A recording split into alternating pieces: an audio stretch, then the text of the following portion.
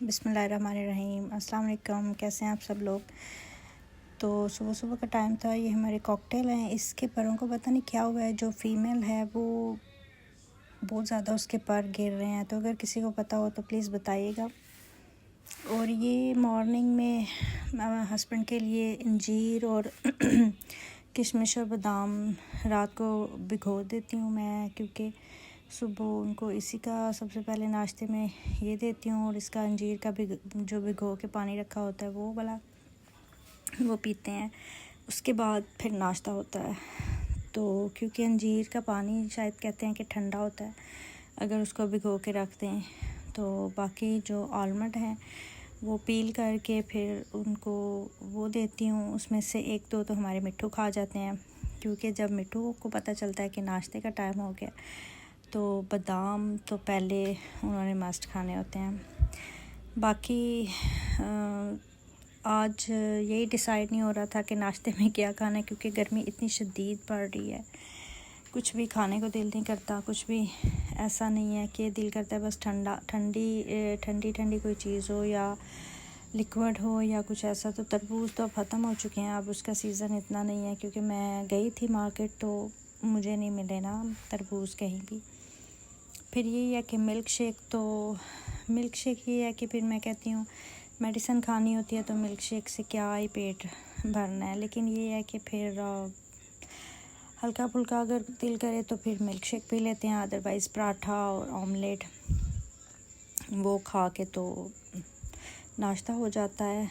फिर दिन का शुरू हो जाता है काम, क्योंकि आपको भी पता है कि गैस बहुत ज़्यादा तंग कर रही है। और इस टाइम जो गैस की टाइमिंग है वो सिर्फ 2 बजे तक होती है। अचानक से आ गई थी बारिश और बहुत ही प्यारा मौसम हो गया था। इतनी मतलब हवा तेज़ और ठंडी थी। उसके बाद बारिश एकदम से शुरू हो गई थी ना अचानक, जैसे सही में कि गर्मी में अल्लाह ताला ने हम लोगों की सुन ली और अल्लाह ताला ने इतनी अच्छी और बारिश कर दी कि उसके साथ हवा भी बहुत तेज़ थी।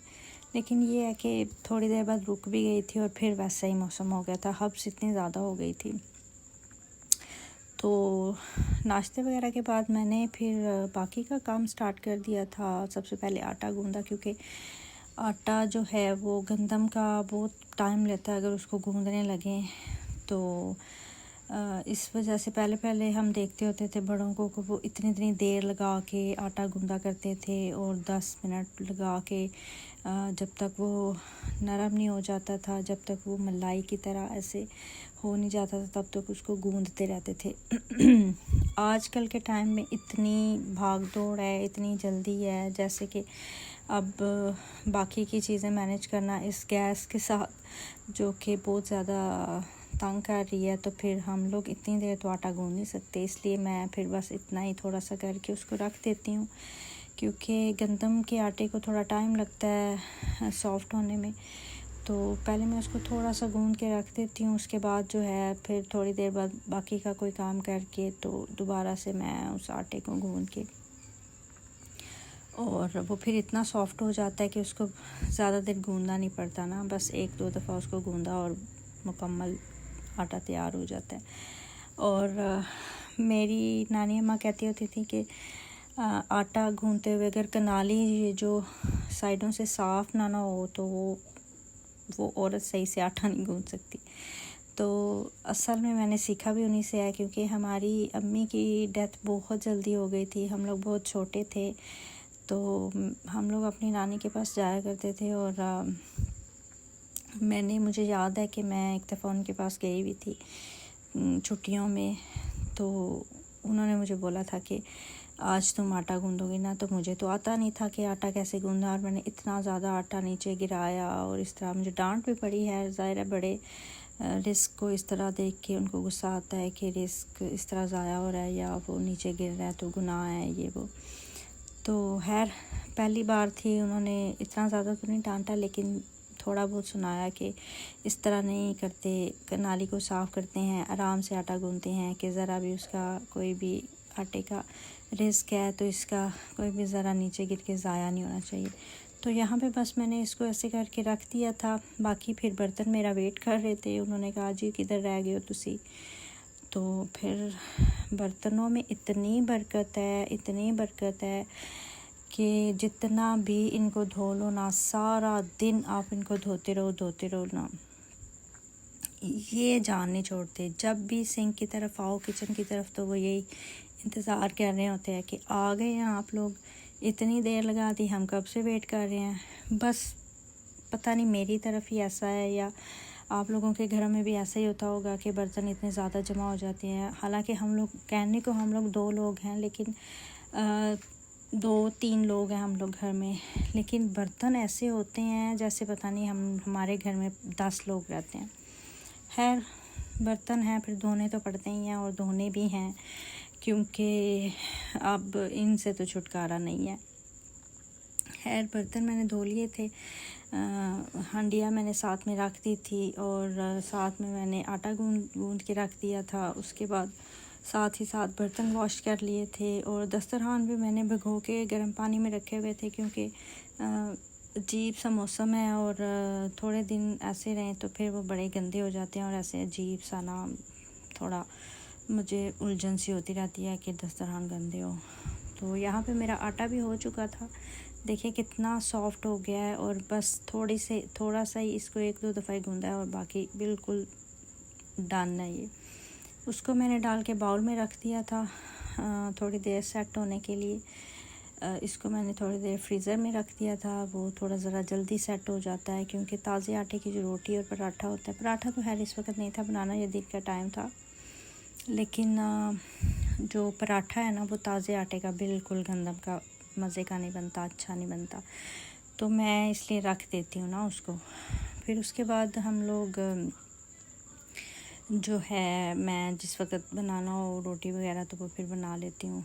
फिर मैंने सोचा अब ये जो रह गई है एक नाली आटे वाली, इसको भी धो के, तो फिर दस्तरखान मैंने गर्म पानी में भिगो के रखे हुए थे, वो भी हो गए थे। सिंक वगैरह धो के मैंने इधर ही उसको ना उनको वॉश कर लिया था।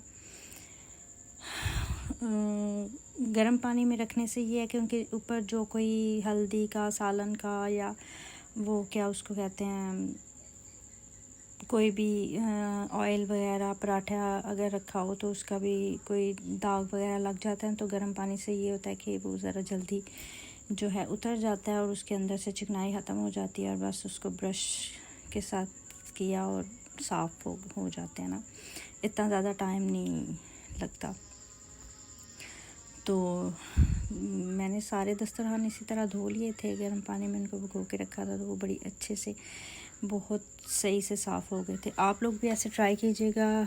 मुझे लगता है कि गर्म पानी में भिगो के रखने के बगैर जो है ना दस्तरखान उस तरह से साफ़ नहीं होते। या तो वैसे तो अब टैंकी का पानी इतना ज़्यादा गर्म हो गया है कि आप जिस वक्त भी उसको खोलो टूटी को तो वो इस तरह गर्म आता है जैसे गीज़र चल रहा है। लेकिन फिर भी मैं ना जो है वो उसको ज़रा चूल्हे पे गर्म पानी करके उसको एक बॉयल दे के तो दस्तरखान को रख देती हूँ थोड़ी देर के लिए। उसके बाद ये है कि वो सही से उसके अंदर से सारी चिकनाई और वो सारा ऑयल शायल जो दाग वगैरह लगे होते हैं वो भी निकल जाते हैं, तो सही से साफ़ हो जाते हैं।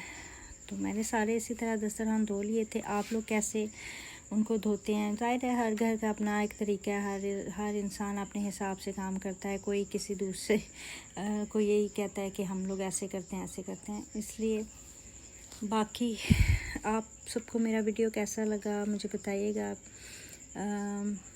मेरे चैनल को सब्सक्राइब कीजिएगा, मेरे वीडियो को लाइक कीजिएगा और कमेंट भी ज़रूर कीजिएगा।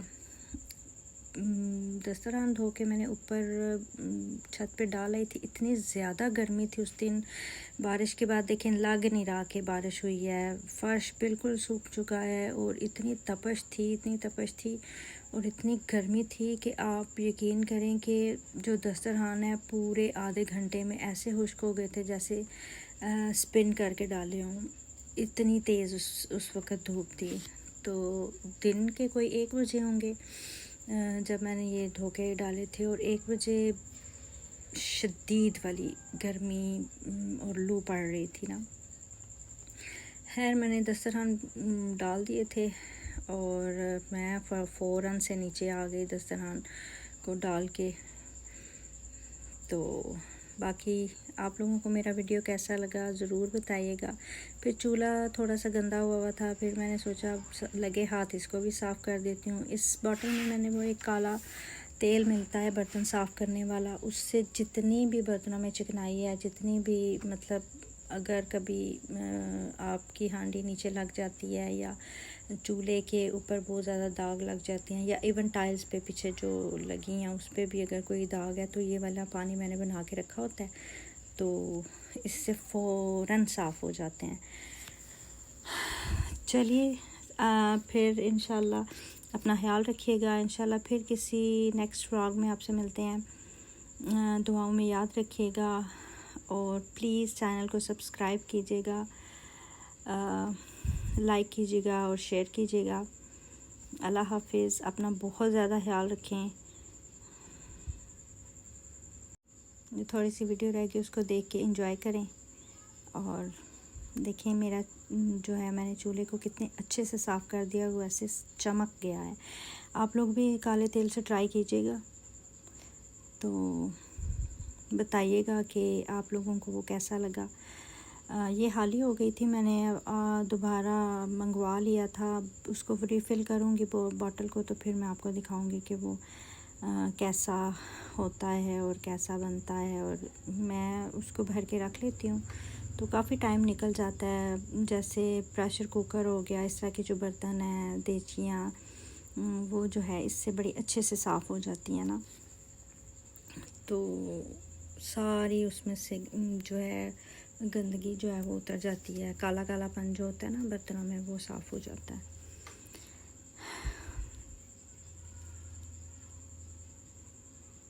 बाकी मेरा काम ख़त्म हो चुका था, इस वक्त मैं फ़्री थी। अब इसके बाद मैं बिल्कुल फ़्री थी। फिर मैंने जो है शावर लिया और फिर मैंने नमाज़ पढ़ी, तो फिर आगे दिन ख़त्म हो जाता है।